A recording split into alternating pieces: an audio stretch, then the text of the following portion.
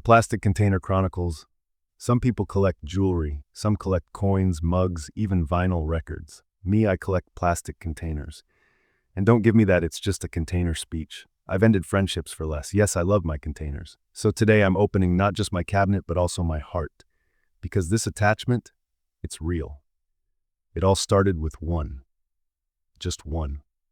Clear body, red lid. That satisfying little click when it seals shut. That click means trust. But then I got another one, and another, and another. Now I have a full collection, and it's not random. I have a system. One for sweets, one for salty snacks, one for hot food, another for cold, one just for cookies, one only for guests, one just to store extra lids. Yes, that exists too. And some I don't even use. They just sit there on my sacred shelf. I don't touch them. I admire them. They're the Louvre of plastic.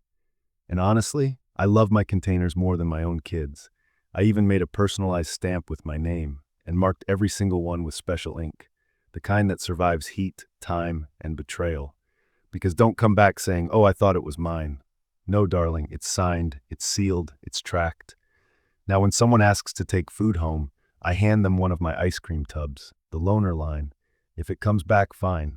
If not, even better. Because lending out my favorite containers, that's a last resort. And even then, I warn, if you don't return it, I will message you. Every hour. With love, but with pressure. You'll never want to borrow a container again. Even at home, if someone uses the wrong one, I correct them immediately. "Excuse me, that one's for sweets. Don't you dare put beans in there." Yes, I label them. I color code them. Because mixing up containers is like drinking champagne in a plastic cup. It's a crime. To avoid chaos, I've taped a full chart to the inside of my cabinet. It looks like a NASA mission plan. Each color, each size has a role. Some containers are heirlooms. One belonged to my mother, a lid that survived 3 house moves. They have stories. Once, a neighbor asked for sugar. I smiled, said yes, and she reached straight for one of my good containers. She could have used a plastic bag, a cup, even her hand, but no. She wanted the favorite. She left with the sugar and a piece of my soul. My aunt once borrowed one for dessert, returned it with beef stew. I haven't healed. A friend took lasagna. The container never came back, but I track it online. One day I'll make my move. My cousin used one of my top containers to store nails and screws. I still feel the betrayal. My niece used one as a drum. I almost served her on a plate that day. And then someone returned a container, but it wasn't mine.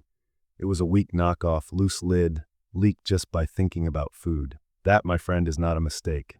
That's treason. And never, I repeat, never put sauces in my containers.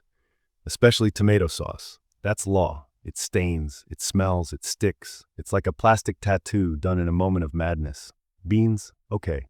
Rice? Sure. Mashed potatoes? Of course.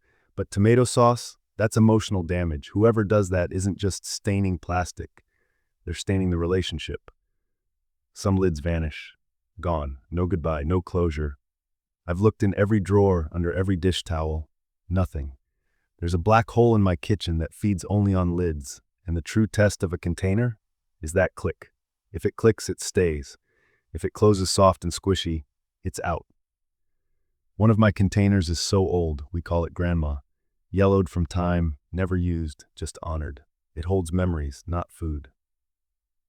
I once held a family meeting, looked everyone in the eye and said, "These containers are not toys. They are not just plastic. They are organized. They are loved. They are counted. If one disappears, I will know." And if someone who's already lost one asks to borrow again, I hand them one from the revenge shelf, slightly cracked, lid a bit loose, goes with love and a message. And if I ever disappear, just look for a house with shelves organized by color, size, and emotional connection. That's where I'll be, in peace, with my lids. By the way, I post pictures of my containers on my socials. Before and afters, new arrivals, matching sets, there's an entire following. And yes, I'm in a container club, a monthly draw. Someone wins new containers. We celebrate, we share unboxing videos. It's serious business. Last year, my husband gave me a brand new car for my birthday. A beautiful, 0-mile, ribbon-on-top kind of car. But what really touched my heart was the container set he gave me with it. Thick lids, matching bases, that perfect click sound. I cried. Because they say money doesn't buy happiness, but it can buy all the containers I want. And that, my friend, brings peace. And in case you missed it, I have a sign taped to the kitchen wall, right next to my cabinet. There are 3 things in life you must never lose. 1, your patience. Your joy. 3, my containers. Lose one of mine, and you're losing a piece of my emotional balance. And next time, there will be posters and a reward. Lid or no lid. If you too have ever cried over a container, label your lids or lend out the ugly ones just in case. Like this audio, share it with your people and tell us your container story, because next time, it might be yours right here.